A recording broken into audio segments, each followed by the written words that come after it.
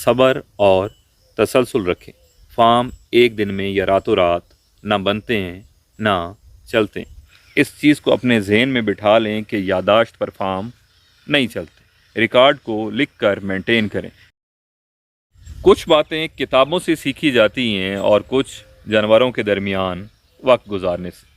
आज मैं आपके साथ वो बातें शेयर करूंगा जो मैंने अपने 10-12 साला एक्सपीरियंस से सीखी, और यकीन करें ये बातें आपको कई सालों और कई किस्म के नुकसानात से बचा सकती हैं।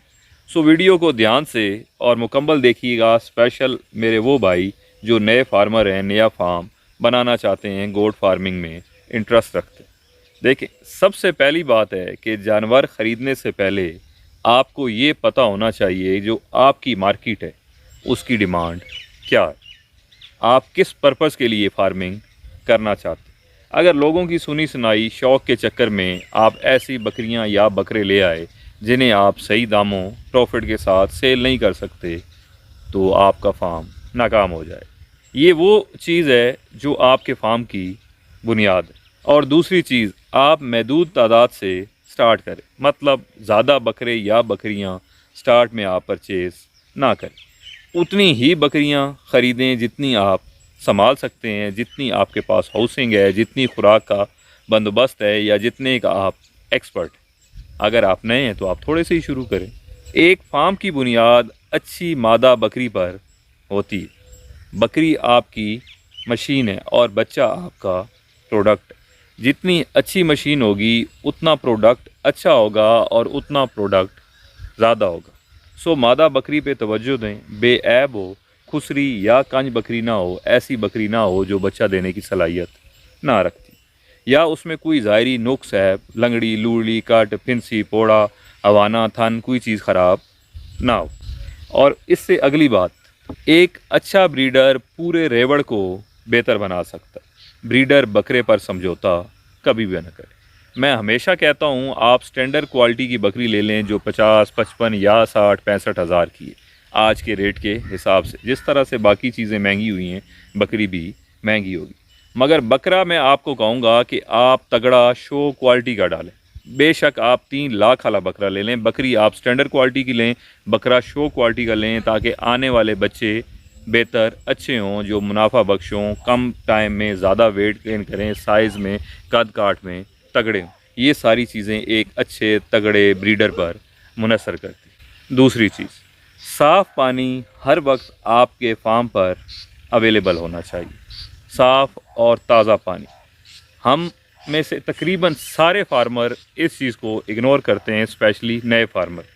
अगर आप मुझसे पूछें कि अच्छा साफ़ और ताज़ा पानी बकरी के लिए कितना ज़रूरी है, तो मैं ये कहूँगा कि जितना आपके लिए।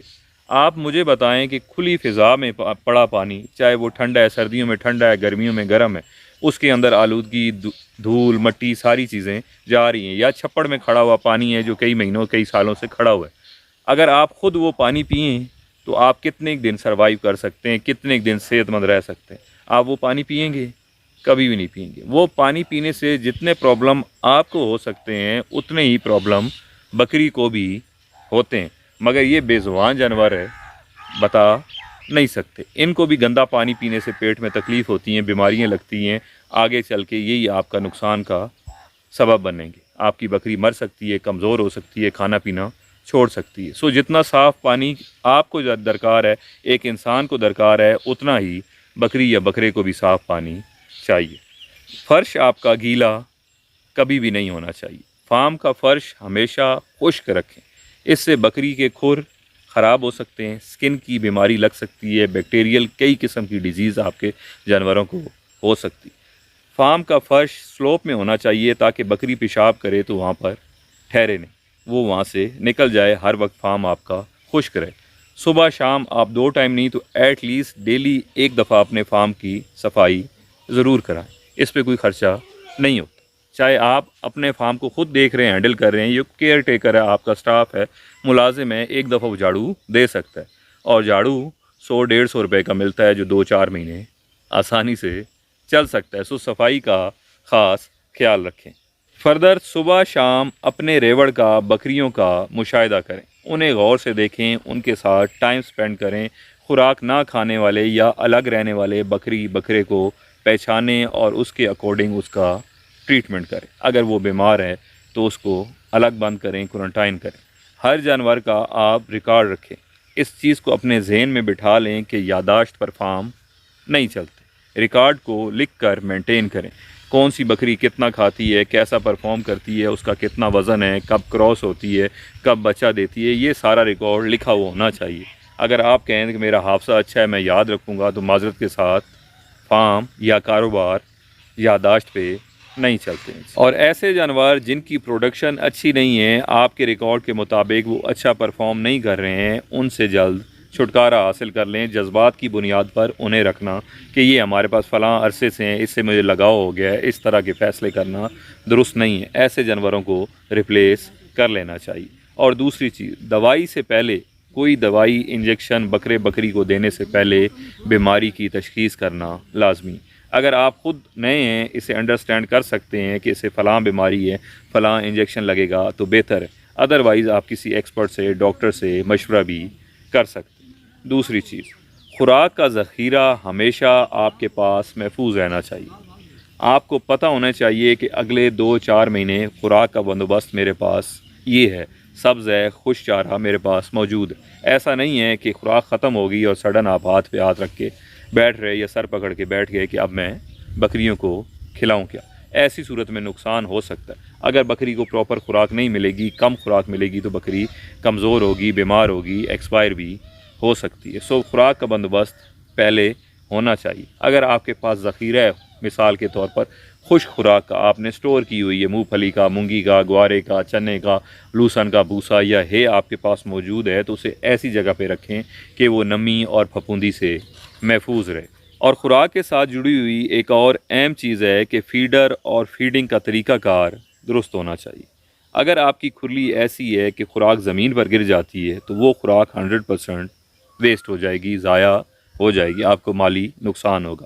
اگر کھرلی فیڈنگ ٹپ اس ڈیزائن کا ہے کہ بکری یا بکرا اس کے اوپر چڑھ جاتا ہے تو وہ خوراک بھی ضائع ہو جائے گی، پاؤں بکری مارے گی یا پیشاب کر دے گی تو وہ بھی آپ کا نقصان ہو جائے گا۔ دوسرا، اگر آپ خوراک زیادہ کوانٹٹی میں بھی بکری کو ڈال دیتے ہیں تو بکری جہاں منہ مارتی ہے، اس کے منہ سے جھاگ اس خوراک کے اوپر لگتا ہے تو دوسری بکریاں اسے نہیں کھاتی۔ تو آپ نے یہ احتیاط کرنی ہے کہ بکری کی کھرلی فیڈنگ ٹب کے اندر خوراک آپ نے کم مقدار میں ڈالنی ہے تاکہ بکری بآسانی کھا لے آدھے گھنٹے کے اندر، پھر آپ تھوڑا سا چارہ پھر ڈال دیں، وہ کھا جاتی ہے تو آپ پھر ڈال دیں۔ ایسا ہرگز نہ کریں جان چھڑانے کے لیے یا اپنا کام کم کرنے کے لیے کہ ایک ساتھ ہی کھرلی بھر دی، آپ 4-6 گھنٹے یا شام تک بکری کھاتی رہے گی، وہ خوراک آپ کی 100% ویسٹ ہو جائے گی، بکری کھائے گی نہیں، بھوکی بھی رہے گی، خوراک بھی ضائع، جانور بھی کمزور کیونکہ وہ کھائے گا نہیں۔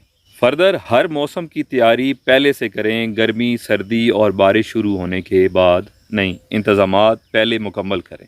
سردی آ رہی ہے، بارش کا سیزن آ رہا ہے، گرمی آ رہا ہے، تو اس کے اکارڈنگ آپ خوراک اور ہاؤسنگ کا بندوبست کریں تاکہ آپ کے جانور سردی گرمی سے، خوراک کی کمی سے متاثر نہ ہوں۔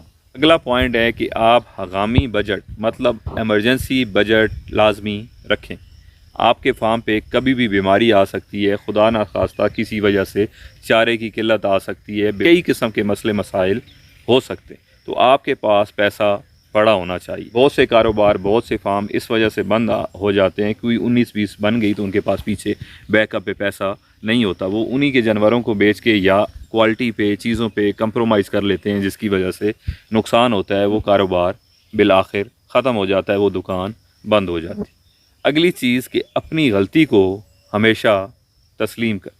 آپ نے غلط خریداری کر لی ہے، غلط ہاؤسنگ ہے، غلط فیڈ دے رہے ہیں یا میڈیکیشن دے رہے ہیں، کسی چیز پہ ضد نہ لگائیں، اپنے دماغ کو، دل کو کھلا رکھیں، نئی چیزوں کو قبول کریں۔